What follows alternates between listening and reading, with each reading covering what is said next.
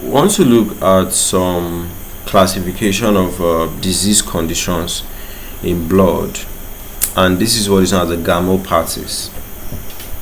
Gammopathies. Okay, so for the Gammopathies, we said that they are actually disorders that are characterized by what?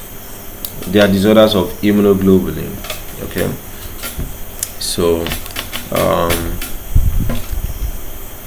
immunoglobulins are the antibodies in your body.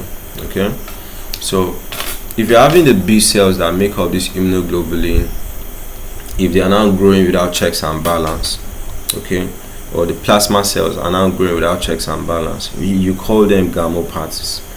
So these conditions, they can range from just being subtle to being very, harsh, So types of Gammopathies now, we have the monoclonal gammopathy of undetermined significance.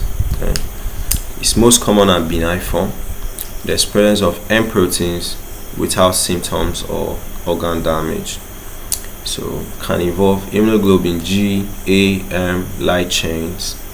There's risk of progression to multiple myeloma and other malignancies. Okay, that's over time. So apart from that, we have the smoldering multiple myeloma. Okay, so it actually progresses from the how will I put it?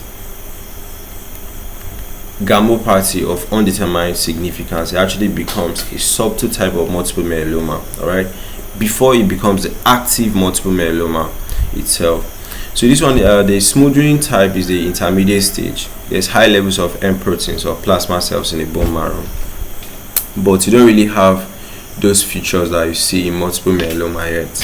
So multiple myeloma itself is a malignant stage, and you have the crab features, where you're having high calcium, renal failure, anemia, then bone lesions. Okay, then we have the Waldenström Macroglobulinemia. Okay, it's an immunoglobulin M monoclonal gammopathy. It's associated with what? Lymphoplasmacytic lymphoma. Okay, so blood is hyperviscous. You have a lot of damage to your nerves, and organs are actually getting so large. So it's like a progression, right? So we have the undetermined, we have the smoldering, then we have the multiple myeloma itself. Then we have the light chain amyloidosis.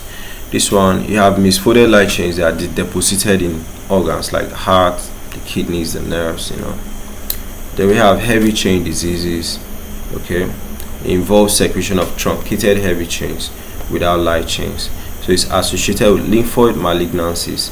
Okay, and so most of the times you diagnose these gammopathies, and this is through electrophoresis, where you try to dictate the abnormal proteins. Okay, you can also do serum free light chain assays, bone marrow biopsies to look at the cells.